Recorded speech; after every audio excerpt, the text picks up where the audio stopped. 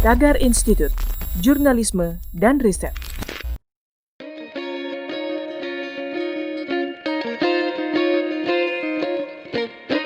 Selamat datang di kelas Tagar Institut. Tagar Institut merupakan sayap media Tagar yang didedikasikan untuk perkembangan jurnalisme Indonesia. Dengan tagline Tagar Institut untuk Jurnalisme dan Riset, Tagar Institut memfokuskan bergerak dalam bidang pendidikan jurnalisme serta riset. Program-program Tagar Institut meliputi antara lain pelatihan menulis berita, menulis opini, investigative reporting, infografis, konten-konten kreatif, serta riset yang meliputi riset politik, ekonomi, pendidikan, sosial, dan di semua bidang yang sesuai dan mengikuti perkembangan media, termasuk media sosial. Pendidikan dan pelatihan diselenggarakan secara online dan offline. Tagar Institut terbuka untuk bekerja sama dengan semua pihak yang memiliki visi sama untuk Indonesia. Tagar Institut Jurnalisme dan Riset.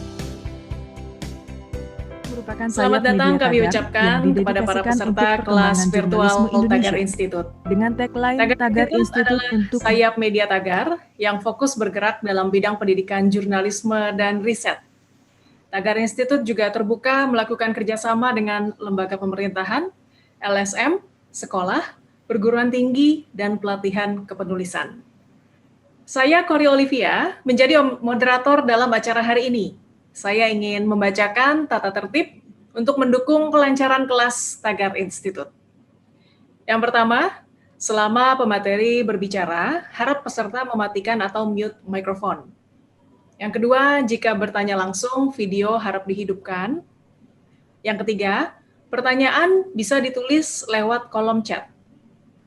Yang keempat, peserta wajib mengisi daftar hadir melalui link yang dibagikan lewat kolom chat. Kelima, jika akan meninggalkan acara sebelum selesai, harap menulis di kolom chat. 6. Peserta mendapatkan e-certificate jika mengikuti acara sampai selesai. Dan ini yang harus diperhatikan terkait e-certificate. Yang pertama, peserta wajib mengisi nama sesuai dengan identitas, karena nama yang di-input yang akan ditulis di sertifikat. Lalu wajib menuliskan alamat email yang aktif, karena nanti sertifikat akan dikirim melalui email. Kemudian pastikan jika mendapat email tanda terima respon daftar hadir, itu berarti sudah terekam datanya. Dan tata tertib yang terakhir, di akhir acara setelah sesi tanya jawab, kita akan foto bersama. Peserta diharapkan standby. Sebelum kelas dimulai, waktu kami berikan kepada Bapak Vetra Tumanggor sebagai Dewan Eksekutif Tagar Institut sekaligus Redaktur Eksekutif Tagar ID untuk memberikan sambutan singkat. Silakan Pak Vetra.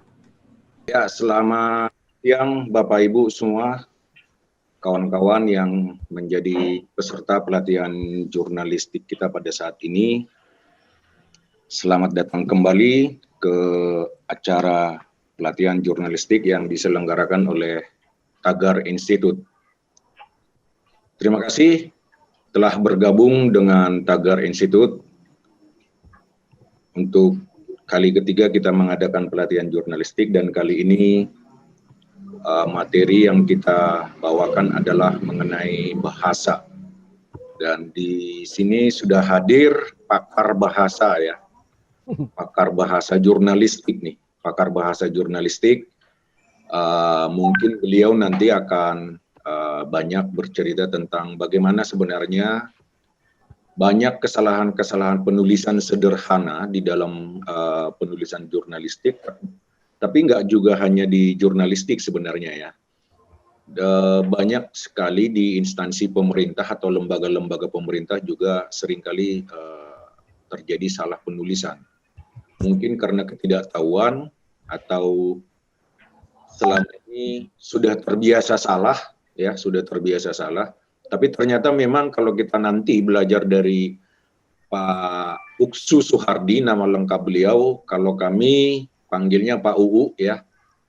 Beliau ini pakar bahasa di Tempo, tapi baru pensiun ya Pak UU ya. Baru pensiun. Beliau dia sudah menjadi pembicara di mana-mana di tingkat internasional dan nasional. Ya.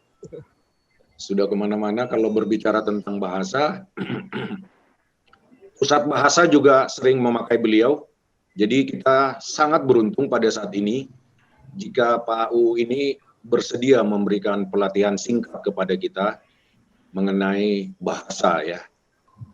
Walaupun sebenarnya kalau kita telah lebih jauh, kalau kita berbicara tentang banyaknya kesalahan berbahasa, penulisan misalnya, ya nggak akan mungkin bisa selesai seminggu ataupun sebulan pun nggak akan selesai gitu. Tapi ini dasar-dasar nanti yang akan disampaikan oleh Pak UU, dan saya sarankan kepada Bapak Ibu yang hadir pada saat ini, jika ingin tetap bisa menimba ilmu dari Pak UU, maka bertemanlah dengan Pak UU di Facebook dengan nama akun Uksu Suhardi. Saya ikut, hampir tiap hari beliau ada saja yang dia tulis tentang kesalahan berbahasa. Ada yang disebut dengan lewah ya. Paling sering Pak UU ini bicara tentang lewah. Lewah itu berlebihan ya. Kata-kata yang berlebihan gitu. Jadi paling sering lah Pak UU ini buat seperti itu. Atau kalau mau lebih ingin tahu lebih banyak, maka pesan buku Pak UU ada sudah terbit bukunya, yaitu apa judulnya Pak UU yang 3? Celetuk bahasa. Celetuk bahasa Celetuk bahasa udah terbit dalam 3 edisi ya. Celetuk bahasa 1, celetuk bahasa 2, celetuk bahasa 3. Semua itu tentang penggunaan kata atau kalimat yang selama ini kita anggap sudah benar, tapi ternyata masih banyak yang salah. Kalau Anda mau ingin lebih banyak belajar lagi dari Pak UU, maka belilah bukunya, cukup murah. Kalau langsung beli 3 dikasih diskon pastinya. Saya bukan promosi Pak UU. Ya. Kalau beli langsung 3, edisi 1, 2, 3 pasti dikasih diskon. Ya. Mudah-mudahan. Mungkin gratis ongkos kirim kali ya Pak UU. Ya. Nah, dan tapi yang lebih bagus lagi sebenarnya adalah berteman di Facebook dengan Pak UU. Nama akunnya Uksu Suhardi. Saya pikir demikian pengantar yang bisa saya sampaikan kepada Bapak Ibu semua. Maka mari kita belajar tentang bahasa. Kalau ada sesuatu nanti jauh lebih baik ada di dalam forum diskusi nanti setelah Pak UU nanti mempresentasikan materinya. Jauh lebih bagus sebenarnya kalau Bapak Ibu kawan-kawan yang hadir pada saat ini banyak bertanya tentang bahasa atau penulisan. Saya pikir demikian yang bisa saya sampaikan. Sekali lagi selamat datang kepada seluruh peserta di dalam kelas bahasa dari Tagar Institute. Sekali lagi, mari kita saling belajar, mari kita saling menimba ilmu, mari kita saling berproses dan tetap jaga kesehatan.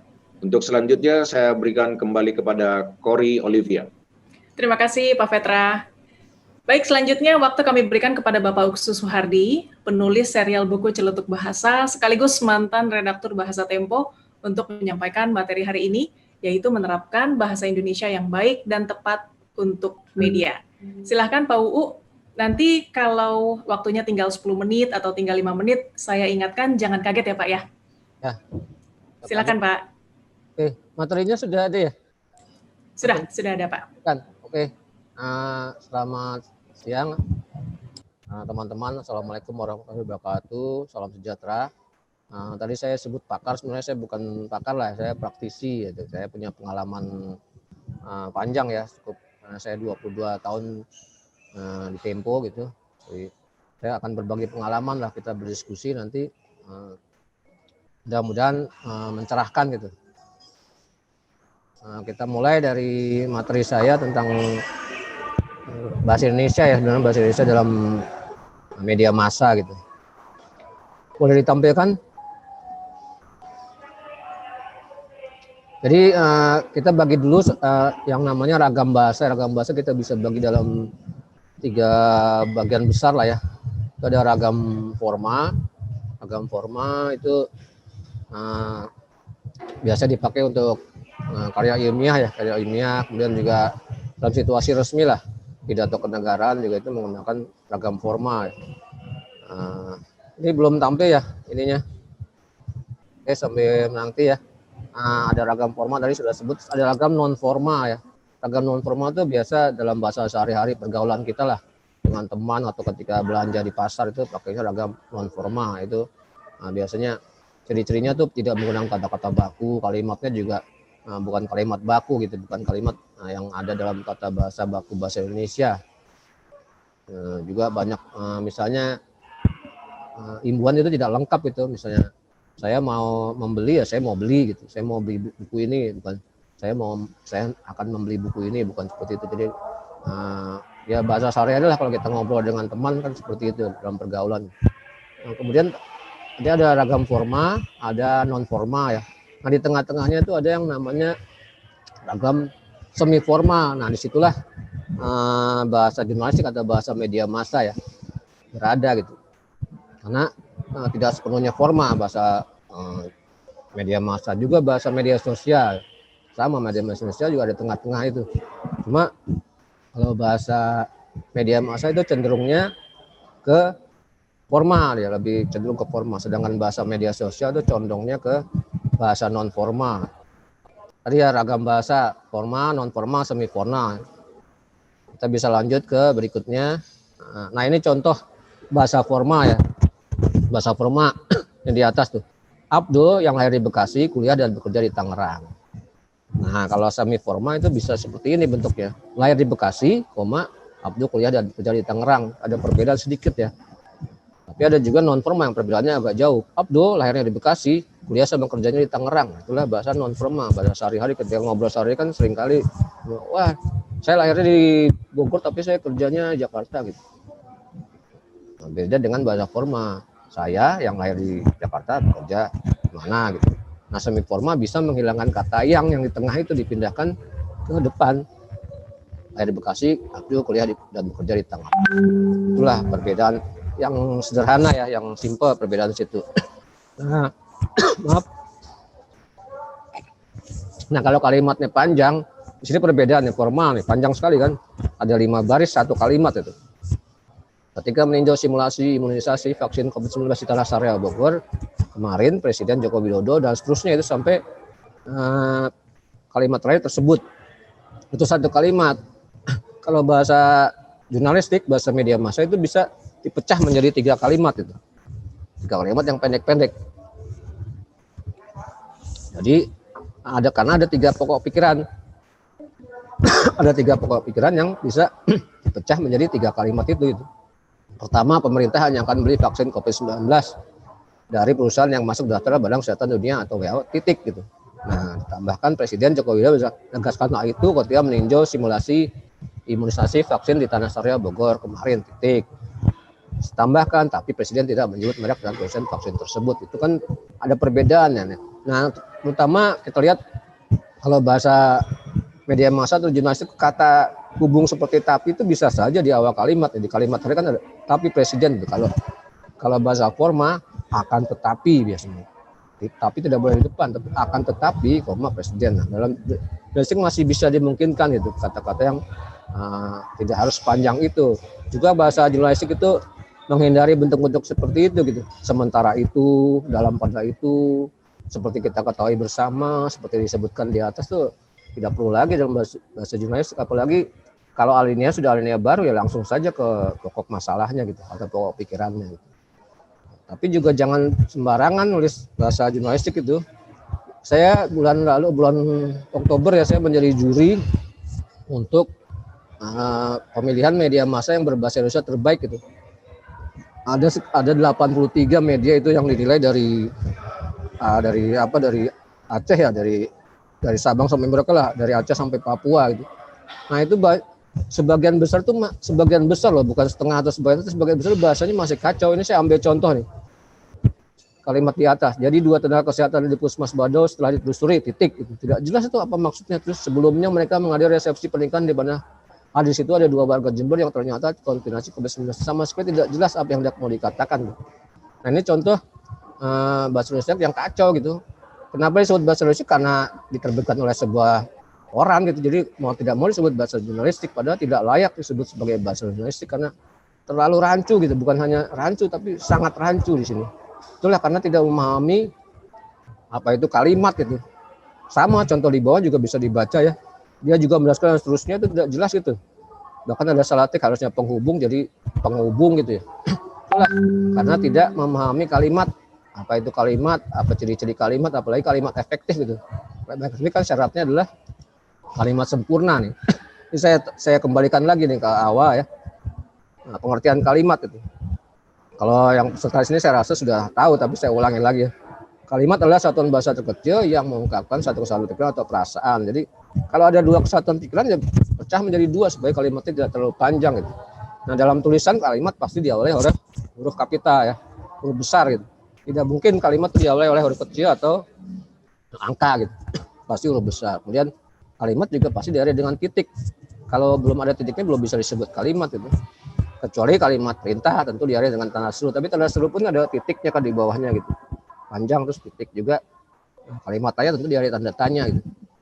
Itu pun tanda tanya kan ada titiknya juga, tanda tanya terus titik. Gitu. Jadi tidak perlu ditambahkan titik lagi gitu. Karena sudah terwakili gitu. Nah tadi saya sebut untuk efektif kalimat itu adalah sempurna. Sempurna itu apa? Sempurna itu minimal hanya punya subjek dan predikat. Kalau kita sama-sama tahu tentu ya tentang apa bahasa jurnalistik. Ya, ada unsur yang disebut 5W plus 1H. Nah ini kalimat juga seperti itu. Jadi kalau saya pergi misalnya, saya itu subjek, pergi predikat. Kalau 5W1H, saya itu who-nya, siapanya, pergi itu what-nya gitu, apanya saya pergi. Menjadi kalimat karena S-nya besar, kemudian diakhiri oleh titik, saya pergi. Itu sudah disebut sebagai kalimat sempurna gitu, walaupun informasinya sangat minim. Nah kalimat itu juga masih bisa diberi pelengkap.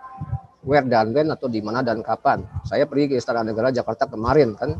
Where-nya Istana Negara Jakarta, when-nya kemarin. Itu sudah ada 4W. Saya pergi ke Istana Negara Jakarta kemarin. Bisa juga ditambahkan lagi how dan why, bagaimana dan mengapa.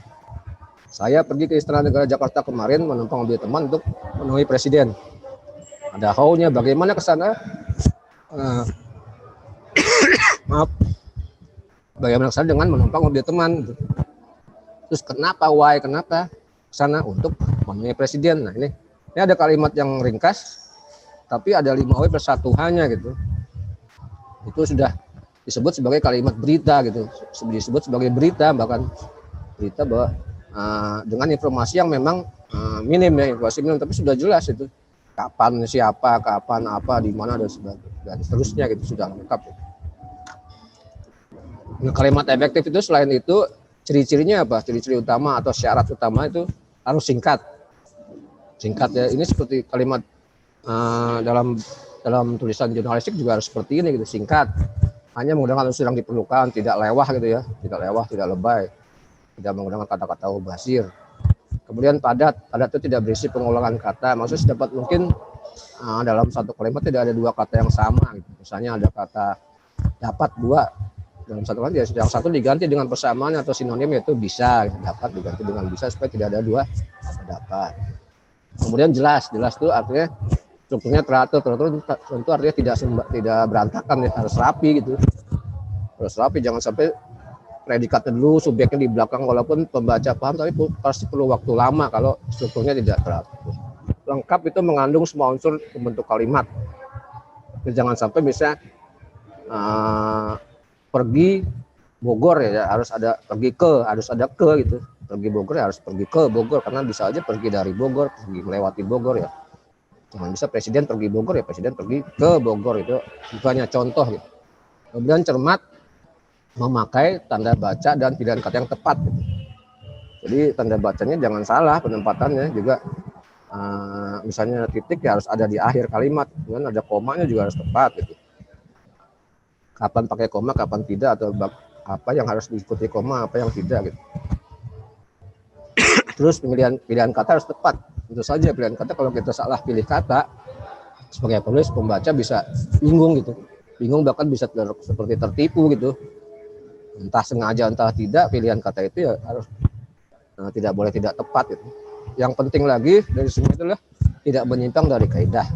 Jadi bahasa itu ada kaidahnya ya. Kaidah itu adalah aturan gitu. Kenapa ada kaidah? Siapa yang bikin kaidah? Kok tiba-tiba ada kaidah bahasa? Kok kita sebagai penulis pengguna bahasa harus ikut kaidah itu gitu? Siapa yang menentukan? Nah, bukan seperti itu. Kaidah itu tidak muncul tiba-tiba atau konyong-konyong gitu. Dasarnya adalah pola gitu. Semua bahasa modern itu ada polanya ya. Bahasa Indonesia itu pasti dulu-dulunya ada polanya. Dari pola-pola yang berulang itu disusun yang namanya kaidah. Contoh sederhana misalnya kata dasar yang diawali P ya. P seperti pukul gitu. Ketika mendapat alambang, P-nya luluh gitu. Pukul jadi memukul kan. Putus menjadi memutus atau memutuskan. Pisah jadi memisahkan gitu. Jadi setiap kata dasar yang diawali P, ketika mendapat alambang, P-nya luluh. Itu dari dulu ketika orang mengucapkan, ketika orang menulis seperti itu. Makanya disusunlah kaidah bahwa setiap kata dasar yang berlawan P ketika lewat lambang huruf P-nya luluh gitu.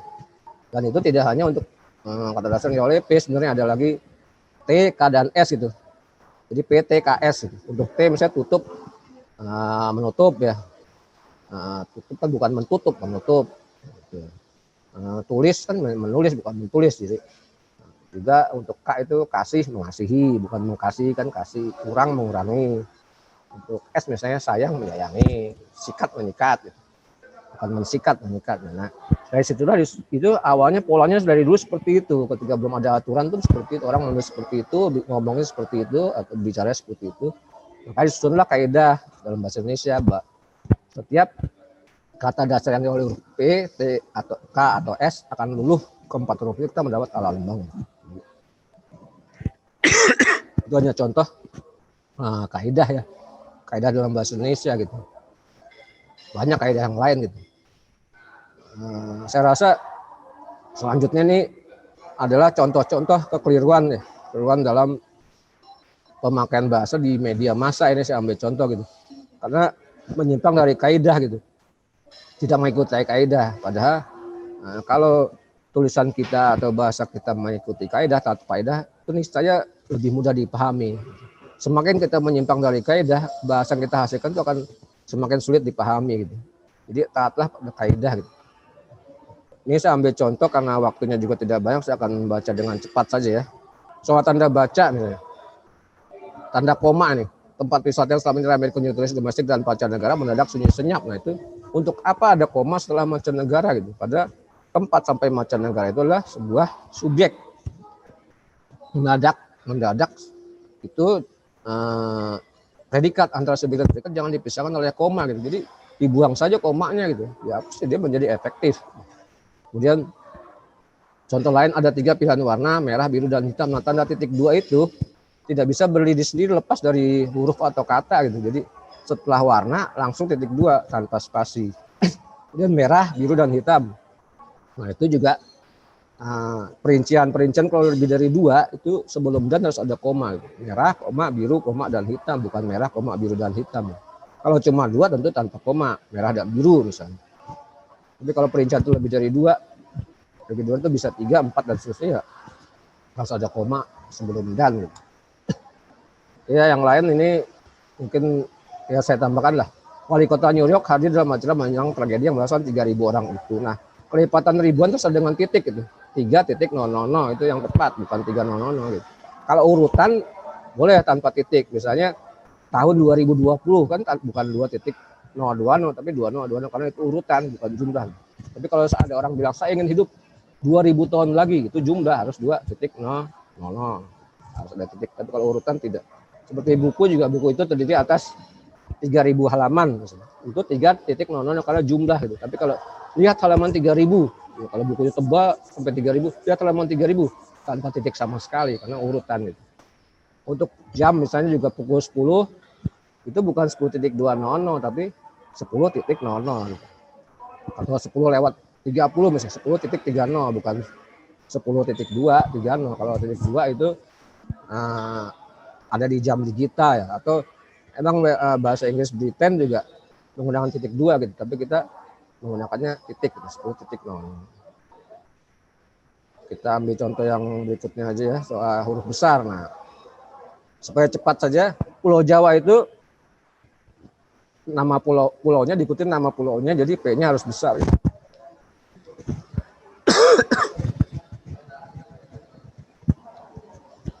Kecuali dia tinggal di pulau tanpa diikuti Jawa atau nama pulaunya, P-nya kecil. Tapi kalau Pulau Jawa, P-nya besar. Dunia Barat itu maksudnya Eropa dan sekitarnya itu B-nya besar karena menunjukkan suatu wilayah. Beda kalau saya berjalan ke arah barat, nah, B-nya kecil karena itu menunjukkan arah mata angin seperti halnya di utara dan timur laut Thailand gitu. Itu harus dengan tidak harus dengan huruf besar, justru harus dengan huruf kecil gitu. Utara dan timur laut tropis. Karena menunjukkan arah mata angin bukan nama wilayah gitu. Dipilih sebagai presiden, presidennya juga harus dengan huruf kecil karena tidak diikuti oleh namanya, nama orangnya atau nama negaranya gitu. Kalau dia dipilih sebagai presiden Indonesia, nah presiden itu kan diikuti Indonesia, P-nya besar. Kurikulum besar global mungkin akan terapkan di perguruan tinggi negeri di Indonesia. Nah itu juga perguruan tinggi negeri bukan nama diri, bukan nama universitas ya.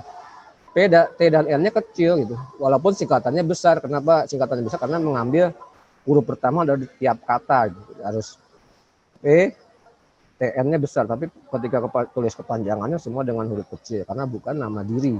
N misalnya sama juga misalnya saya akan terus kuliah sampai universitas, saya akan terus belajar sampai tingkat universitas. Itu tidak diikuti nama, U-nya kecil. Tapi kalau saya ingin kuliah di Universitas Indonesia, nah, U-nya besar karena jadi satu kesatuan nama dengan Indonesia. Begitu juga ini negeri matahari terbit, yaitu kan julukan negara Jepang ya. Itu M dan T-nya besar, termasuk N-nya juga, N, M, T-nya besar juga. Lolos ke Piala Dunia kan nama kejuaraan sepak bola, tingkat dunia P dan D-nya besar. Gitu. Huruf miring secara garis besar adalah digunakan untuk menuliskan kata Inggris ya, kata asing bisa Inggris, Belanda atau Arab dan sebagainya. Terus dengan huruf miring. Begitu juga bahasa daerah dan bahasa slang atau bahasa gaul atau bahasa sehari-hari ya, bahasa lisan. Terus kemudian nama majalah, nama koran, nama jurnal juga ditulis dengan huruf miring ya. Judul buku misalnya terus dengan huruf miring. Kemudian huruf bahasa Latin, nama ilmiah dalam bahasa Latin terus juga dengan huruf miring. Contohnya ada ya, happy kan paling atas, happy itu bahasa Inggris kan, terus dengan miring. Ngopi dan ngobrol kan bahasa sehari-hari, bahasa gaul bukan bahasa baku. Itu terus dengan huruf miring. Koran Tempo kan nama koran, juga terus dengan huruf miring. Kemudian Candida Aquatica dan Candida Sake itu nama ilmiah dalam bahasa Latin tulis dengan huruf miring.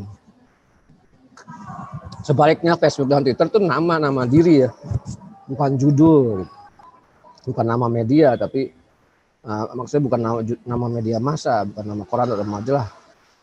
Tulis dengan huruf besar tanpa miring gitu, tanpa huruf miring seperti nama orang.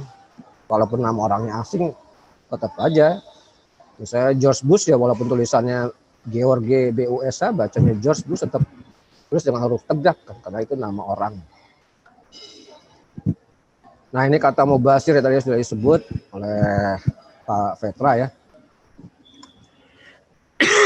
Banyak sekali kata mubasir yang digunakan dalam media massa kita gitu, masih banyak gitu. Misalnya meskipun dan namun, kalau sudah ada meskipun itu tidak perlu lagi namun gitu. Sebaliknya gitu.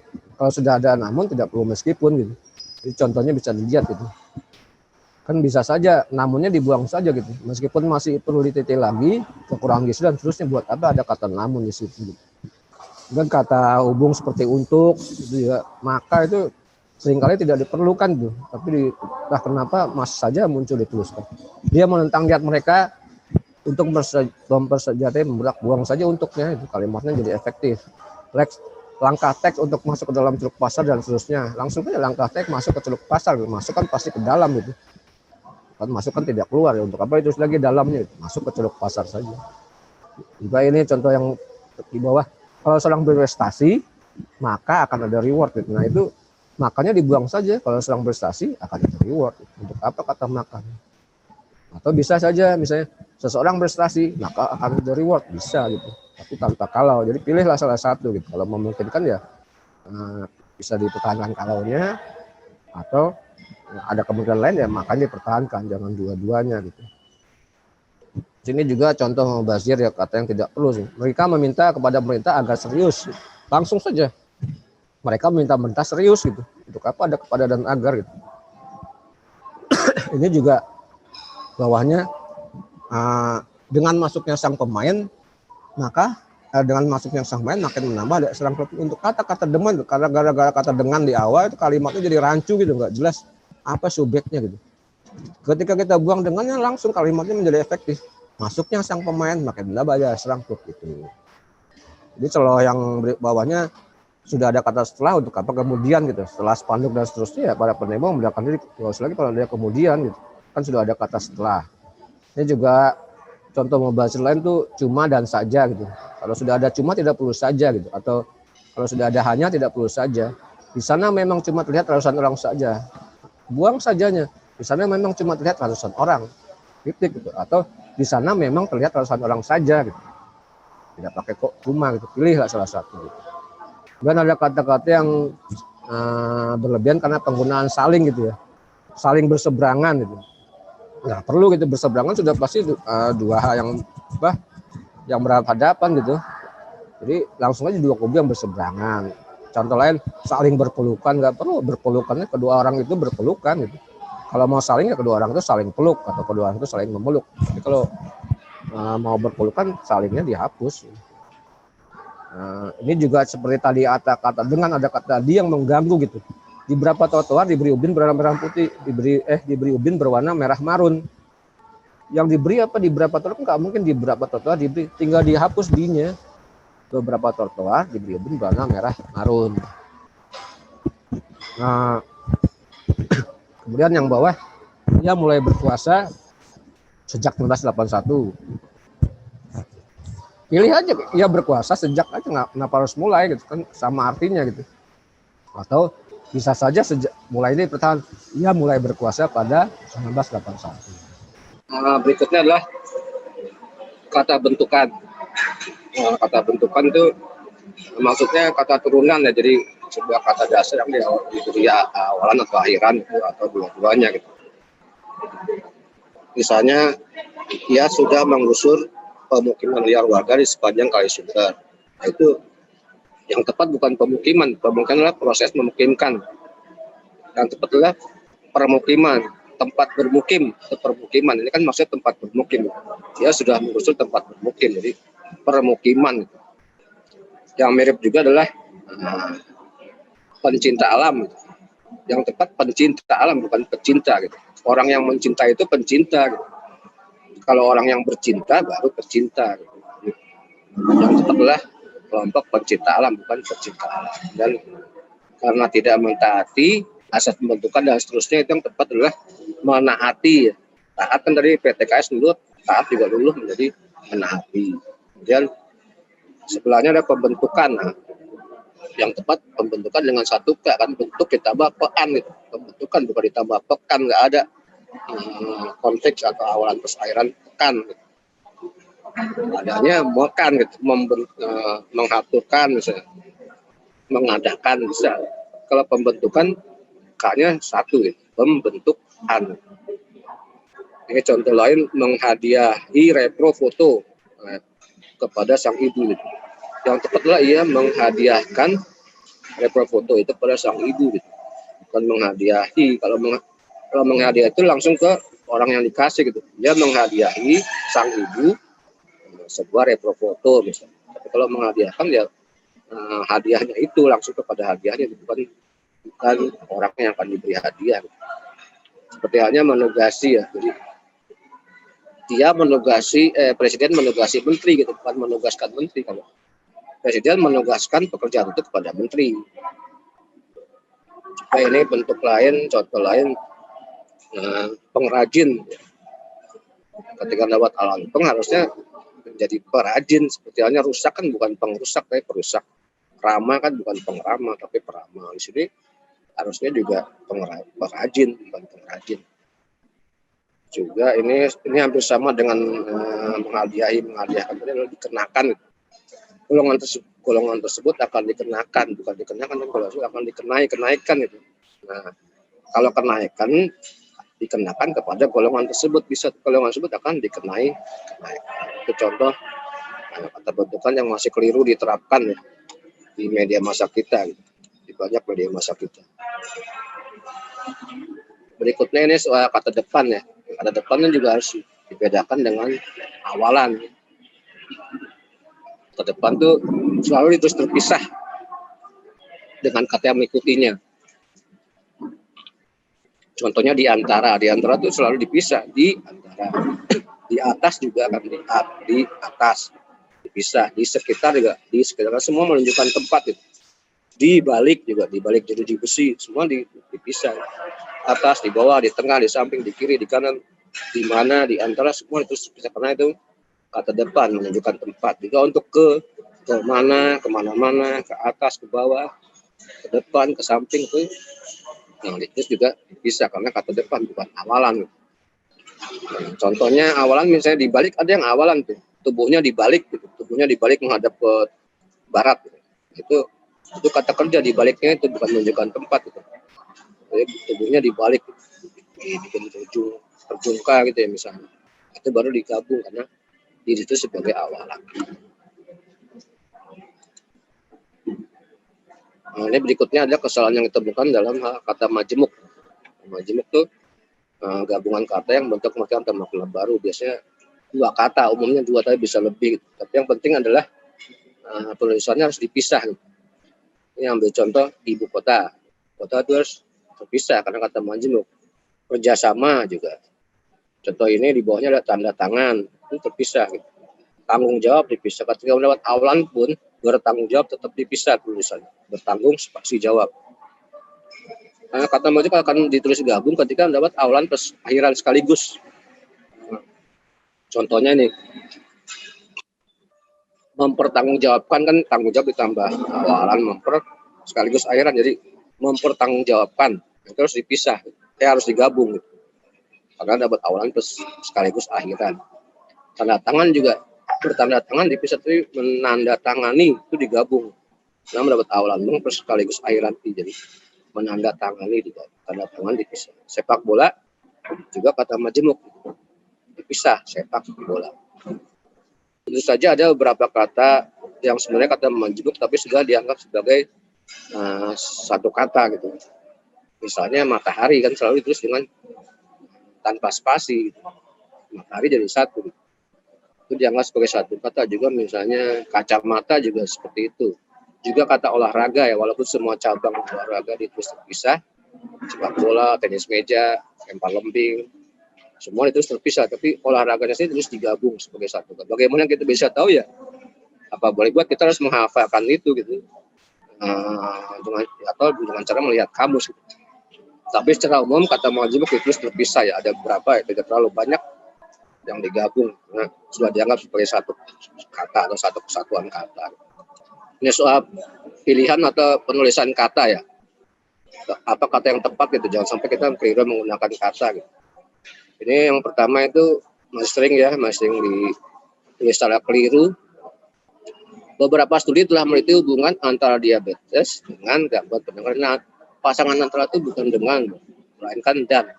Antara diabetes dan gangguan pendengaran. Nah, kenapa dengan itu kalau tidak ada antaranya? Ini misalnya meneliti hubungan diabetes dengan gangguan pendengaran boleh. Tapi kalau ada antara, pasangannya adalah dan. Gitu. Ingat saja lagu lama gitu, Antara Anyer dan Jakarta, bukan Antara Anyer dengan Jakarta. Ingat saja itu, atau lagu Iwan Fals, antara kau, aku dan bekas pacarmu, bukan antara aku, kau dengan bekas pacarmu. Kemudian contohnya yang bawah saja langsung ya, bola lambung berhasil ditepis si kiper. Nah, ini kenapa pakai kata berhasil? Yang berhasil kan kipernya, bukan bolanya gitu. Seperti halnya pencuri itu berhasil ditangkap polisi, yang berhasil kan bukan pencurinya, polisinya. Harusnya polisi itu berhasil menangkap pencuri gitu. Ini juga sama, kiper lah yang berhasil, bukan bolanya. Kiper berhasil menepis bola lambung. Kalau mau diganti berhasil, bola lambung bisa ditepis kiper karena bukan si bola yang berhasil. Jadi kita kadang-kadang menggunakan kata yang semacam eufemisme ya. Polisian setempat berhasil mengamankan pencuri gitu. Mengamankan kan kadang-kadang malah tidak aman tuh ketika berada di tangan polisi kan. Maksudnya ya, pakailah kata yang tegas saja, menangkap. Maksudnya polisi berhasil menangkap dan mengamankan.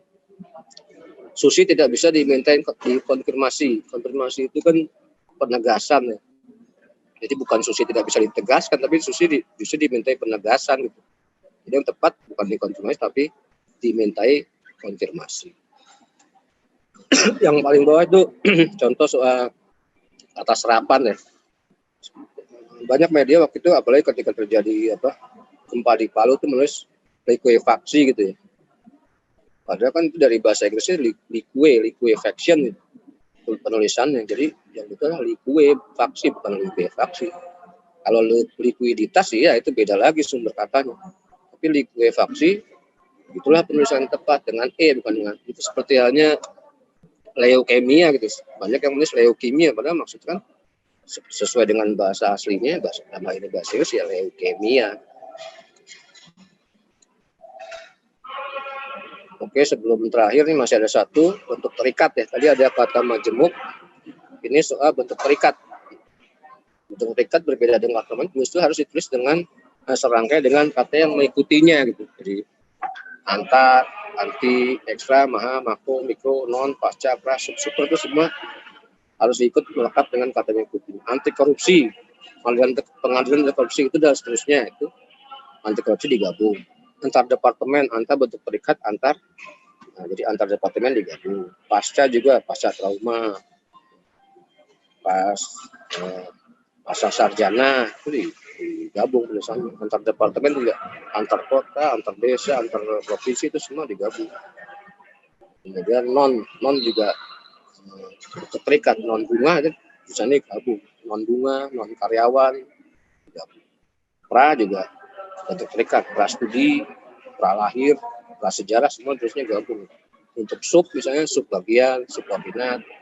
Untuk super itu misalnya super kuat gitu ya. Makro juga dan mikro misalnya makroekonomi, mikroekonomi. Maha kuat, ekstra keras misalnya itu semua tulisannya digabung karena bentuk-bentuk itulah bentuk terikat yang tidak bisa berdiri sendiri. Bagaimana kita tahu ya? Untuk ini kita buka kamus, kita hafalkan, kita tahu bahwa itu bentuk terikat yang tidak pernah bisa berdiri sendiri. Gitu. Saya rasa itu ya contohnya. Silakan Mbak Puri. Oke, kalau gitu langsung saja kita masuk ke sesi tanya jawab ya. Nah, supaya tanya jawabnya lebih panjang gitu. Oke, nah ini sudah ada pertanyaan dari Bapak Sahat Marpaung, Pak. Ya, silakan. Ini dia bertanya, ada 3 pertanyaan. Yang pertama, apa saja syarat-syarat agar sebuah tulisan atau artikel menarik untuk dibaca menurut pengalaman Pak UU? Itu yang pertama. Ya, kalau menarik ya. Ya. Untuk mereka dari pertama ya itu menggunakan kalimat yang efektif ya, jangan menggunakan kata-kata basi, dan tentu saja harus sesuatu yang baru pasti menarik gitu. Sesuatu yang baru, sesuatu yang bukan sesuatu yang klise itu pasti menarik, dan disusun bahasanya sesuai tadi dengan bahasa jurnalistik. Kalau untuk bahasa jurnalistik ya, itu kan bahasa jurnalistik gitu. Dan baru dan biasanya kalau sesuai dengan konteksnya juga gitu. Konteks sekarang sedang trennya apa, tulisannya pasti menarik kalau sesuai dengan tren atau kecenderungan yang terjadi pada saat yang bersamaan gitu. Dan untuk itu sebenarnya perlu latihan gitu, untuk menulis gitu. Nggak bisa tiba-tiba tulisannya jadi bagus, menarik, karena harus banyak membaca gitu. Karena penulis yang baik itu pasti pembaca yang baik juga. Ya, ada lagi Mbak Kori. Oke, ini pertanyaannya masih dari Pak Sahat. Yang kedua adalah, apakah pilihan kata dan cara menceritakannya, maksudnya diksi dan narasi, menentukan kualitas sebuah tulisan? Ya, tentu saja ya. Tentu saja menentukan. Kalau diksinya nggak tepat ya akan apa yang hendak disampaikan tidak sesuai dengan harapan penulis, malah membingungkan nanti bisa-bisa kalau tidak diksinya tidak tepat. Diksi atau pilihan kata ya memang itu salah satu syarat utama sebuah tulisan yang baik ya, baik, menarik, dan jujur. Ya, Mbak Kori. Oke, yang ketiga, apakah kalimat-kalimat yang puitis ikut menentukan kualitas sebuah tulisan? Kalimat yang apa? Kalimat-kalimat yang puitis. Oh, puitis. Ya tentu saja ya, kalau lebih puitis kan itu berhubungan dengan keindahan ya. Puitis berarti biasanya berhubungan dengan itu lebih menarik, tapi sedapat mungkin itu ya tidak boleh mengorbankan kaidah gitu. Puitis boleh tapi kaidah tetap nomor satu, setelah itu boleh puitis gitu. Apalagi kalau kayak sastra apalagi puisi harus kan harus ya sebaiknya puitis gitu, namanya aja puisi gitu. Karena biasanya yang puitis itu kan tadi indah ya, keindahan pasti lebih menarik, tapi jangan sampai mengorbankan kaidah. Kalau bahasa jurnalistik ya boleh puitis, tapi kalau tidak ada data yang menarik, fakta yang bisa disampaikan ya percuma gitu, hanya sekedar bunyi jadinya. Intinya adalah kaidahnya dulu, betul kaidahnya benar, puitis oke gitu. Oke, kita lanjut ke pertanyaan berikutnya ya Pak ya. Ya. Ini ada yang bertanya, izin tanya Kang UU, sebaiknya menulis artikel itu dengan bahasa formal atau semi formal atau informal atau perpaduan? Mohon arahannya, cara cepat, tepat, penggunaan diksi yang baik dan benar. Ya, tadi saya di awal sudah saya katakan bahwa bahasa jurnalistik ya bahasa semi formal gitu, lebih lentur, lebih longgar dibanding bahasa formal gitu. Tadi contoh-contohnya juga sudah saya sebutkan ya, bahwa memang bahasa media massa itu di tengah-tengah antara formal dan non formal, jadi semi formal gitu. Bahkan bisa menggunakan kata-kata sehari-hari pun masih bisa masuk dalam bahasa jurnalistik. Tentu awalnya dengan huruf miring misalnya, lama-kelamaan pun kalau itu sudah bisa diterima, sudah sering dipakai, akan masuk kamus gitu, akhirnya menjadi kata baku juga gitu, atau minimal kata itu sudah ada di kamus. Misalnya kata seperti kata cuek gitu, dulu kan bahasa slang gitu ya, tapi sekarang di kamus besar itu sudah ada itu kata cuek. Kata cowok juga cewek, kata enggak gitu ya, enggak kan yang bakunya tidak, enggak itu bisa masuk bahasa jurnalistik karena masuk kamus juga akhirnya. Enggak tentu dengan en, ggak, bukan gak doang, bukan hanya gak. Jadi gunakanlah bahasa sehari-hari untuk lebih membuat tulisan itu menarik gitu. Tentu awalnya ya dengan miring gitu.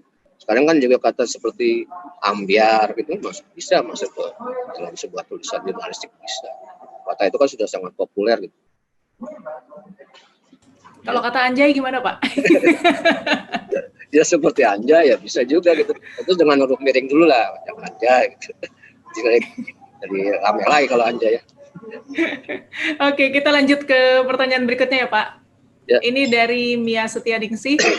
Ada 2 pertanyaan Pak. Yang pertama, jika media berasal dari daerah, bolehkah media tersebut dalam satu berita hanya menggunakan bahasa daerahnya masing-masing?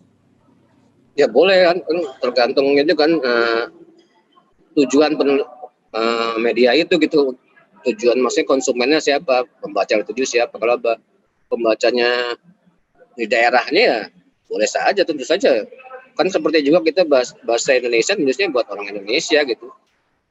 Membaca orang Indonesia, bahasa daerah juga begitu. Kalau emang sasaran membacanya daerah setempat ya dengan daerah setempat gitu kan. Ada beberapa media seperti itu kan, yang bahasa Jawa untuk orang Jawa. Jangan dicampur aduk gitu. Bahasa Indonesia campur bahasa Jawa, campur bahasa Inggris ya jangan seperti itu gitu. Kalau sasaran baca orang Indonesia, gunakanlah bahasa Indonesia, gunakan bahasa yang baik. Sasarannya orang daerah, orang Jawa, gunakan bahasa Jawa yang baik juga gitu. Sasarannya orang Batak, orang Medan, ya gunakanlah bahasa yang Batak yang baik gitu. Jangan dicampurkan dengan bahasa lain. Kan semua juga tergantung sasarannya, bacanya siapa, bebas. Tapi jangan campur aduk. Oke, pertanyaan berikutnya masih dari Mia Setianingsih. Kalimat efektif yang baik biasanya terdiri dari berapa kata, Pak? Nah, itu nggak ada sebenarnya ukurannya berapa kata, tapi intinya lah satu satuan pikiran. Katanya bisa bebas, tapi ya jangan terlalu banyak. Biasanya sih 14 kata ya. Satu kalimat 14 kata itu sudah cukup melelahkan buat pembaca umum gitu. Buat napas. Tapi kan orang ada yang napasnya panjang, ada yang napasnya pendek, susah juga gitu kan. Membatasi gitu. Intinya satu pokok pikiran saja. Kalau satu pokok pikiran pasti nggak akan panjang sekali gitu. Tadi ya 14 kata sudah panjang lah, 14 kata itu, tapi masih bisa. Orang secara umum masih bisa membaca dari awal kalimat sampai akhir tuh 14. Tapi perlu saya katakan tidak ada batasan kalau soal jumlah gitu. Dan tanda bacanya juga jangan banyak-banyak gitu. Biasanya gitu. Asal tanda bacanya tepat, nggak ada masalah. Oke, kita lanjut ke pertanyaan berikutnya. Ini dari Rukmana Mikal. Mau bertanya apakah boleh menggunakan kata tidak baku? Mengingat kata baku ada yang tidak begitu akrab bagi pembaca. Ya boleh, tentu saja kita boleh menggunakan kata yang tidak baku. Itu tadi, tapi dengan huruf miring. Gitu. Huruf miring. Menunjukkan bahwa itu bukan kata yang baku, itu kata yang digunakan sehari-hari. Kalaupun mau dijadikan baku pun bisa gitu. Kalau fonotaktiknya, maksudnya urutan fonemnya itu sudah sesuai dengan urutan fonem yang dimungkinkan dalam bahasa Indonesia gitu. Itu bisa gitu. Kita pakai lama-lama kan semua orang pakai, banyak orang pakai, kamus pun ada di dalam kamus. Itu menjadi baku juga yang tadinya tidak baku. Kinclong misalnya dulu belum ada di kamus kan, tapi diucapkan dalam iklan sabun ya, sabun cuci lah. Kinclong artinya bercahaya gitu. Itu digunakan di media, misalnya Tempo itu menggunakan kata kinclong untuk bercahaya. Nah, itu akhirnya malah itu menjadi jadi kata baku gitu, karena ada di kamus juga. Jadi kita tidak harus menunggu kata itu ada di kamus gitu, kita bisa menggunakan kata sehari-hari dalam tulisan kita. Kalau awalnya dianggap orang belum terlalu kenal ya, terus dengan huruf miring dulu gitu. Syukur-syukur ada penjelasannya gitu. Tapi lama-lama kalau udah terbiasa ya bisa dengan huruf tegak juga. Seperti cuek itu misalnya yang artinya tidak ada bisa tulis dengan huruf tegak sekarang. Cowok juga bisa dengan huruf tegak, harus miring lagi gitu. Justru kata-kata sehari-hari gitu bisa memperkaya bahasa Indonesia pada akhirnya. Jadi bahasa Indonesia jadi kaya kosakata. Ya. Baik, lanjut ke pertanyaan berikutnya dari Umi Syarifah. Mau bertanya bagaimana sih gaya bahasa Indonesia yang baik dalam berita di media? Gaya bahasa. Kalau gaya bahasa yang baik nggak ada, yang semua gaya sih baik-baik aja ya. Maksudnya bebas kan, masing-masing punya gaya sendiri gitu. Tapi itu tadi bahwa jangan menyimpang dari kaidah. Kalau menyimpang ya jangan jauh-jauh lah. Karena semakin jauh menyimpang dari kaidah, itu akan lebih susah dipahami. Gitu. Semakin sebuah bahasa taat kepada kaidah, niscaya akan lebih mudah dipahami. Kalau gaya bisa mengembangkan sendiri-sendiri, setiap media saya rasa punya gaya. Bahkan ada yang disebut dengan gaya selingkung gitu ya. Gaya selingkung, jadi masing-masing punya gaya sendiri-sendiri gitu. Bebas gitu, kita bisa bikin sebuah gaya. Bahkan perorangan pun, penulis perorangan pun masing-masing punya gaya sendiri gitu. Kadang mungkin awalnya mengikuti gaya orang lain, lama-lama punya gaya sendiri juga gitu. Itu jadi tidak ada gaya yang baik, gaya yang salah atau gaya yang benar, nggak ada gitu. Semua gaya oke-oke aja selama tetap taat pada kaidah. Ya.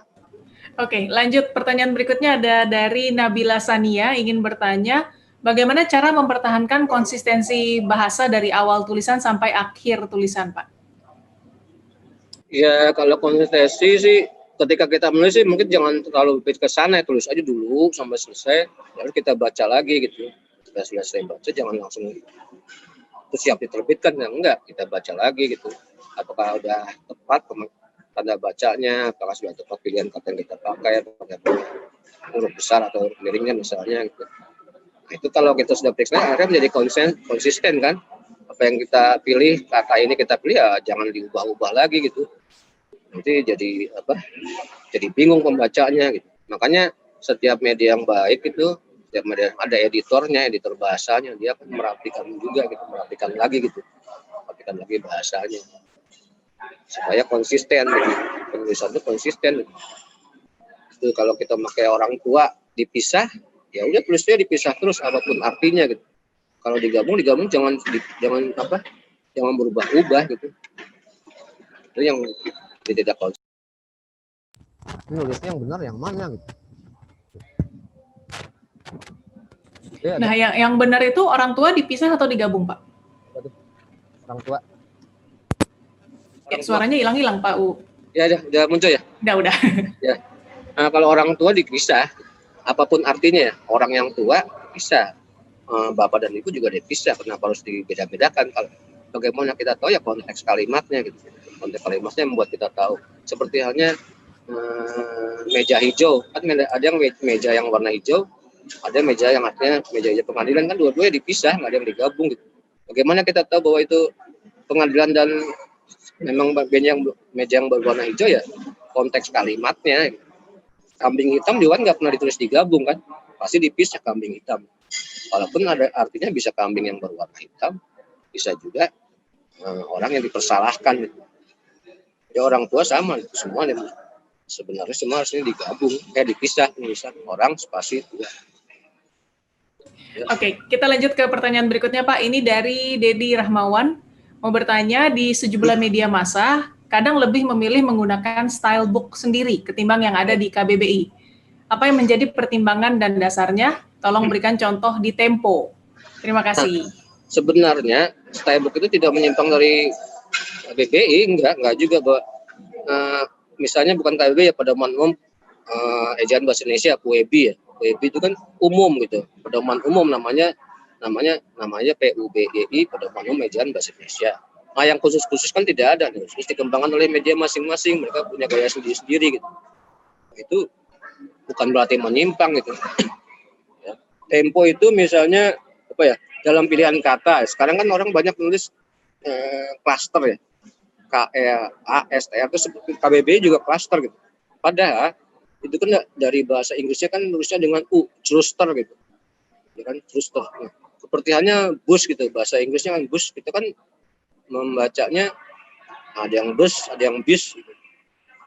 Orang Inggris pun membacanya bus, dalam bahasa Inggris bus. Tapi kita tetap menyerapnya bus gitu. Karena tulisannya bus. Jadi yang kita serap adalah tulisannya, bukan ucapannya gitu. Makanya cluster walaupun dibaca cluster diserap menjadi cluster, bukan dengan A tapi dengan U, cluster. Nah Tempo memakai itu cluster karena sesuai dengan pedoman ejaan itu, semua U tetap U gitu. Misalnya lagi struktur gitu, struktur kan nulisnya tetap struktur gitu, bukan strak, diganti A walaupun bacanya struktur. Nah KBBI beda, KBBI mengikuti apa yang berkembang gitu, cluster. Pada kenapa harus mengikuti yang berkembang? Kan berkembang itu bisa ada di media lain, bisa juga ada media lain lagi gitu. Seperti Tempo gitu, cluster. Kompas juga pakainya cluster. Kenapa? Bukan itu yang dimasukkan ke KBBI gitu. Itu kadang-kadang ada perbedaan semacam itu. Nah, bahwa kita tetap di jalurnya gitu. Di jalur pedoman penyerapan kata gitu. Itu contoh saja, itu contoh yang ada perbedaan sedikit, tapi secara umum sih kayak selingkung di media itu tidak terlalu jauh, menyimpang sedikit lah. Tempo itu selalu mengikuti kaidah, Tempo itu selalu mengikuti kaidah bahasa gitu. Misalnya tidak sama, itu mungkin kaidahnya yang harus dipertanyakan gitu, bukan temponya gitu. Ya, Oke, kita lanjut ke pertanyaan berikutnya Pak. Ini dari Rio Antoni, bertanya kalau ke-5, ke-6, ke-7 dan seterusnya itu dipisah atau digabung Pak? Kalau urutan ya, urutan pertama, kedua itu semua digabung, ke-6, ke-7 gitu. Pasti digabung karena menunjukkan urutan. Tapi biasanya ada kalian dia pergi ke 7 kota, nah, itu pasti dipisah karena ke itu diikuti oleh 7 kota itu nama tempat gitu. 7 kota kan tempat, baru dipisah. Tapi kalau urutan pasti digabung. Urutan pertama, urutan kedua, urutan ketiga sampai ke 1000 pun digabung. Kalaupun dengan angka misalnya ke 1012 ya, ke strip 1012, ke 112, 112 kan ke strip 112 karena terdiri dari lebih dari 3 kata kan, 112. Makanya tuliskan dengan angka bukan dengan huruf gitu. Kalau bisa tuliskan dengan satu kata, tuliskan dengan huruf. Ke 2, ke 10 kan bisa tulis dengan satu kata, bisa dengan huruf bukan dengan angka. Ya itu. Oke, ini pertanyaan dari Oki Pratiwi. Dia mau bertanya, perbedaan mengkapitalkan kata ayah dan ibu itu gimana Pak UU? Karena kadang ada yang ditulis dengan kapital, ada yang tidak. Ya, kalau ayah dan ibu itu mengacu ke seseorang, ayah atau ibu seseorang itu dengan huruf kapital. Misalnya, saya sudah lama tidak bertemu dengan ayah, maksudnya ayah saya, gitu. Itu mengacu ke seseorang kan. Saya sudah lama tidak bertemu dengan ayah, gitu. A-nya besar, karena mengacu ke seseorang. Tapi kalau saya sudah tidak punya ayah, itu tidak mengacu ke seseorang, itu kecil, A-nya kecil. Nah kalau menyapa juga gitu, mau kemana ayah, menyapa bapaknya, mau kemana ayah, mau kemana bapak, kan sama ayah dan bapak. Itu A-nya atau B-nya besar ketika dituliskan. Tapi ketika tidak mengacu ke orang, kecil, ayah, bapak, ibu kecil. Begitu juga kalau diikuti nama ya, kalau ayah jarang diikuti, biasanya bapak atau ibu diikuti nama ya. Misalnya, saya sudah lama tidak bertemu dengan Ibu Kori. Ibu Kori, ibu itu bernama Kori, I-nya besar gitu. Sudah lama tidak Ibu Kori, karena diikuti oleh nama orang. Atau saya tidak lama tidak bertemu Bapak Baskoro, B-nya besar, Bapak Baskoro. Kalau ditulis huruf kecil, saya sudah lama tidak bertemu dengan Bapak Baskoro, itu berarti kalau B-nya kecil, bapaknya Baskoro gitu, bapak dari Baskoro. Kalau B-nya besar berarti Baskoronya itu. Kecilnya, saya tidak lama tidak bertemu dengan Ibu Kori. Kalau I-nya besar berarti Korinya sendiri yang disebut sebagai ibu. Jadi kalau I-nya kecil, Ibu Kori berarti ibu dari Kori gitu, orang tuanya Kori. Itulah perbedaannya gitu. Jadi yang satu kalau mengacu ke seseorang itu besar gitu. Kalau tidak mengacu ke seseorang itu cukup dengan huruf kecil. Gitu. Oke, ini masih pertanyaan dari Oki Pratiwi, Pak. Pertanyaan berikutnya masih tentang huruf kapital. Jadi kayak ada sesuatu yang khas dari sebuah daerah, misalnya kata soto Bogor, itu ditulisnya soto, huruf S-nya kecil, Bogornya B-nya besar, atau soto Bogor, S dan B-nya besar? Nah kalau itu kan nama makanan ya, nama makanan itu memang kalau diikuti oleh nama tempatnya, mengacu ke tempat gitu ya, itu dengan huruf besar atau menjadi khas daerah itu. Soto Bogor kan maksudnya soto dari Bogor, itu B-nya besar gitu. Beda misalnya dengan gula Jawa. Gula Jawa tuh namanya bukan gula dari Jawa, atau kunci Inggris gitu. Kunci Inggris juga bukan kunci dari Inggris karena sebutan aja gitu, kunci Inggris. Beda dengan soto Bogor, memang soto dari Bogor. Kemudian gudeg Jogja gitu, gudeg dari Jogja itu J-nya besar gitu. Tapi tadi kunci Inggris, Bika Ambon misalnya, Bika Ambon, A-nya kecil, Bika Ambon. Karena bukan Bika dari Ambon, itu kan Bika Ambon malah dari Medan kan. Itu ya. Bika A-nya kecil. Tapi kalau sama dengan pisang Ambon, itu bukan pisang dari Ambon. Makanya pisang A-nya kecil, Ambonnya. Pisang Ambon kan kalau nggak salah sebenarnya pisang Amboy gitu, pisang Amboy, baunya Amboy. Gitu. Tapi karena ada itu jadi ikut-ikutan sengok pisang Ambon, makanya A-nya kecil. Tapi tadi beda, gudeg Jogja, batik Pekalongan, itu P-nya besar karena itu menunjukkan bahwa asa makanan atau barang gitu. Sepertinya soto Makassar, ya kan, pempek Palembang itu menunjukkan asalnya, maka tetap ditulis dengan huruf besar nama tempatnya. Itu perbedaannya. Tadi kalau berarti misalnya soto Bogor ya, kayaknya yang soto Bogor jarang, asinan adanya ya, asinan Bogor misalnya. Soto mie Bogor biasanya, Pak. Oh ya, soto mie Bogor. Asinan Bogor B-nya besar gitu. Karena berasal dari Bogor, soto mie Bogor juga besar B-nya. Karena menunjukkan asalnya. Nah, kalau itu asinan Bogor, A-nya besar juga, Pak? Enggak, kalau nama A-nya enggak. Cuma A-nya kecil. Oh. Karena kan jenis makanan, bukan nama diri. Nama diri yang tulis dengan huruf besar, nama jenis tidak. Oh, oke. Berarti kalau soto Bogor, S-nya kecil, B-nya besar ya, Pak ya? A-nya kecil. Soto iya. S-nya kecil, B-nya besar. Kalau gula Jawa, itu kecil semua. Atau Bika Ambon semua kecil. Oke. Baik, teman-teman, mungkin masih ada yang mau bertanya lagi, silahkan. Nah, ini ada, Pak. Dari Dedi Rahmawan. Untuk nama daerah, apakah penulisannya mengikuti nama yang biasa digunakan oleh pemerintah atau kaidah? Misalnya Pekanbaru, Pekan spasi baru, Sungai Liat, Sungai Penuh, Muaro Jambi. Silakan Pak U. Ya, kita harus mengikuti yang punya nama. Semua nama itu kita mengikuti yang punya. Siapa yang punya nama itu gitu. Pekanbaru itu siapa yang punya? Pemerintah setempat kan biasanya. Kita bisa lihat ke situsnya, ke websitenya ya. Bagaimana mereka menuliskan nama tempatnya gitu. Kalau misalnya Pekanbarunya terus gabung ya semua gabung gitu, Pekanbaru gitu. Jangan dipisah gitu. Karena yang punya nama pun menuliskannya digabung gitu. Punya situs resminya, tulisannya digabung kita ikuti gitu.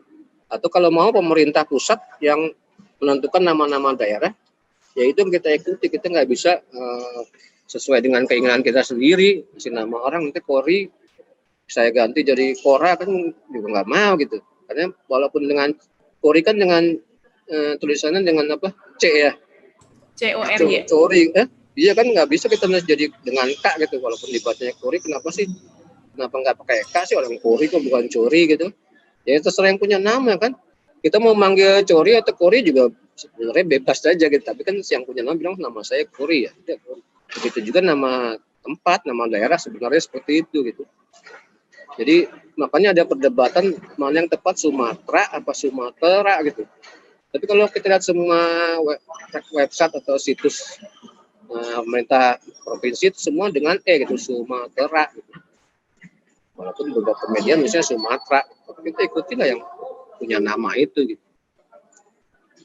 Seperti orang gitu. Nama orang juga gitu. Ya. Saya rasa jelas ya. Jelas Pak, jelas. Ya. Nah, kalau Pak Uksu, namanya kan Uksu. Kenapa? Tapi jadi UU. Ya, bebas nama. Bahkan saya bisa dipanggil apa saja sih. Boleh Uksu, boleh. Kenapa Uksu kan juga U kali U gitu kan. U jadi Uksu gitu. Padahal kali jadi X Uksu. Iya. Oke. Oke, untuk teman-teman yang lain silakan yang masih mau bertanya, silakan di kolom chat atau 5 mungkin menit yang lagi ya. mau tanya langsung. Kenapa Pak? 5 menit lagi ya? 5 menit lagi ya. Pak Uksu mau pergi ya? Ya, ada kelas lagi. So. Tapi kan memang sebenarnya sampai jam 2 nih, diperpanjang 15 menit lah ya. Boleh ya? Ya, boleh. Boleh ya Mbak Afi ya? Silakan teman-teman yang masih mau bertanya, silakan di kolom chat atau mungkin dicolek hostnya supaya bisa jauh nanya. Jauh. Nyolek secara virtual Pak. Jadi yang Anjay itu sekarang terbaru lagi Pak, dia mulai Anjim sekarang, bukan Anjay lagi Pak. Anjib. Oh, Anjim, baru lagi ya? Iya. Jadi mendekati Ajib ya? Mulai cari perhatian lagi dia Ajib. Pak. Mulai cari perhatian lagi. Ajib. Tapi jadi top itu dua-duanya, pihak yang sana sama pihak yang diserang jadi makin populer malah. Ya. Iya. Kita aja nggak populer gitu yang membahasnya. Kita yang membahas doang gitu. Tapi banyak peminatnya ya. Pak UU nih ada lagi yang bertanya nih Pak. Dari Rio Antoni, kalau di akhir naskah itu bisa pakai kata tutupnya, pungkasnya nggak Pak UU?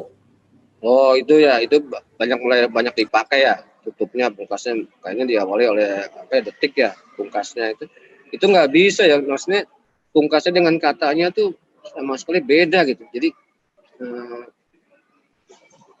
yang bisa itu yang sama maknanya dengan kata gitu. Ujar katanya, ujarnya, ucapnya, tuturnya itu masih bisa gitu. Kan bisa berkata, berujar, bertutur, berucap. Tapi mana bisa berpungkas, nggak ada gitu. Apalagi tutupnya gitu, mana ada bertutup botol, iya gitu.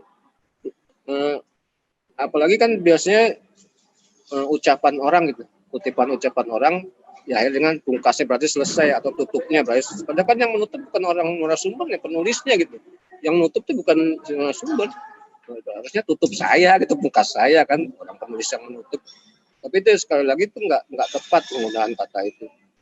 Karena pungkas itu tidak ada maknanya, pungkasnya sebenarnya tidak ada maknanya karena sering dipakai saja menjadi seolah-olah menjadi kata penutup gitu. Tapi ya itu menjadi ciri beberapa media ya, Detik menggunakan itu mungkin ciri dia lah ya. Setiap di akhir dia menggunakan itu, ya sudah jangan diikuti gitu, sebaiknya nggak usah diikuti, itu biasanya menjadi ciri dia gitu. Itu yang mungkin gaya selingkung boleh lah, itu gaya selingkung walaupun sebenarnya tidak tepat gitu, karena pungkasnya, tutupnya tidak bisa menggantikan katanya atau ujarnya gitu. Karena tidak bermakna sebenarnya. Kalau tutupnya tutup apa gitu, tutup apa bisa. Oke, ini ada lagi Pak pertanyaan dari Pak Sahat Marpaung. Dia bertanya lagi, penyelipan kata-kata asing misalnya bahasa Inggris, ini gejala apa Pak menurut Kaedah Bahasa Indonesia? Gejala apa ya? Ya sebuah gejala bahwa kadang orang lebih merasa keren dengan menggunakan bahasa Inggris dalam tulisan jurnalistik, media massa misalnya merasa keren gitu. Padahal enggak juga gitu, siapa yang bilang keren juga gitu. Mungkin orang yang merasa nggak keren jadi bilang keren gitu. apalagi kata itu sudah ada padanannya atau kalau memang kata itu tidak ada terjemahannya atau padanannya, apa boleh buat gitu, kita gunakan bahasa asing gitu. Tapi tetap ditulis dengan huruf miring. Kan ada kata yang memang tidak bisa diterjemahkan, misalnya dalam olahraga tuh banyak offside gitu. Offside itu apa gitu, terjemahannya nggak ada. Karena ada menerjemahkan posisi salah, nggak bisa.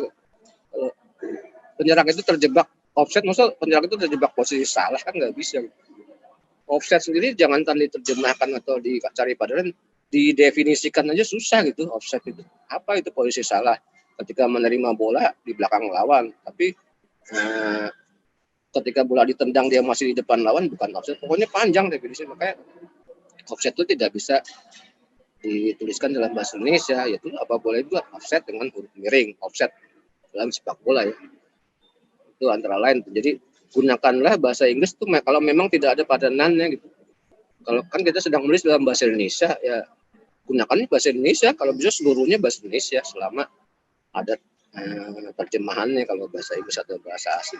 Buat sekali-sekali pakai bahasa Inggris yang baru misalnya, baru dipakai ya boleh gitu. Tapi tetap ada penjelasannya dalam kurung apa gitu. Selanjutnya kita pakai terjemahannya.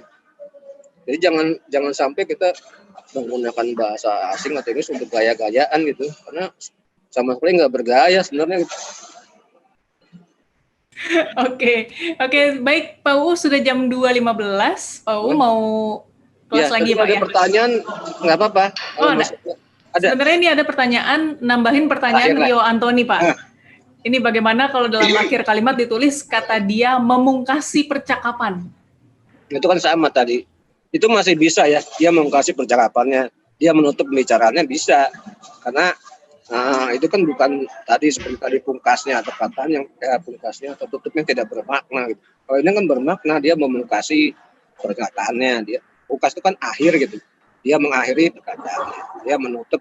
Itu nggak bisa pungkasnya kan nggak bisa, akhirnya kan nggak bisa. Akhirnya dengan pungkasnya kan sama sekali berbeda gitu. Padahal pungkas itu kan akhir ya. Dia memungkasi, dia mengakhiri pernyataannya bisa. Tapi jangan tadi kutipan langsung ditutup dengan bla bla bla bla, pungkasnya jangan seperti itu. Apa memungkasi pernyataannya, mengakhiri pernyataannya, menutup, akhirnya bisa. Apalagi itu jelas bahwa yang menutup atau mengakhiri narasumbernya, bukan penulisnya gitu. Oke, terima kasih Pak UU untuk tanya jawabnya, terima kasih untuk materinya, sudah saya share juga. Teman-teman sudah terima ya di kolom chat ya, untuk materinya. Terima kasih sekali lagi Pak UU Ya, untuk materi hari ini. Sama-sama. Terima kasih semuanya sudah mau mendengarkan. Maaf agak terlalu cepat tadi ya. Waktunya saya batasi. Terima kasih. Ya, baik teman-teman, nantikan kelas Tagar Institute berikutnya di hari Senin tanggal 28 Desember 2020 dengan tema menulis berbasis SEO untuk menembus halaman pertama Google. Nah, sekarang mari kita foto bersama. Teman-teman standby ya, biar di screenshot sama hostnya, sama IT Tagar. Ya, terima kasih Mas Jody dan juga teman-teman semua yang sudah hadir. Terima kasih Pak UU. Terima kasih Pak Petra, Pak Bas. Terima kasih Pak UU. Terima kasih Pak Kori. Terima kasih Pak Petra. Mas Koro, Pak Koro. Ya. Terima kasih Pak UU. Ya. Pak Afi, makasih. Mantap Pak Afi, makasih Pak Afi. Baik, demikian kelas virtual Tagar Institute hari ini. Saya Kori Olivia undur diri dan rekaman tayangan ini bisa dilihat di YouTube channel Tagar TV. Terima kasih telah mengikuti kelas Tagar Institute. Tagar Institute merupakan sayap media Tagar yang didedikasikan untuk perkembangan jurnalisme Indonesia. Dengan tagline Tagar Institute untuk Jurnalisme dan Riset, Tagar Institute memfokuskan bergerak dalam bidang pendidikan jurnalisme serta riset. Program-program Tagar Institute meliputi antara lain pelatihan menulis berita, menulis opini, investigative reporting, infografis, konten-konten kreatif, serta riset yang meliputi riset politik, ekonomi, pendidikan, sosial, dan di semua bidang yang sesuai dan mengikuti perkembangan media, termasuk media sosial. Pendidikan dan pelatihan diselenggarakan secara online dan offline. Tagar Institute terbuka untuk bekerja sama dengan semua pihak yang memiliki visi sama untuk Indonesia. Tagar Institute Jurnalisme dan Riset.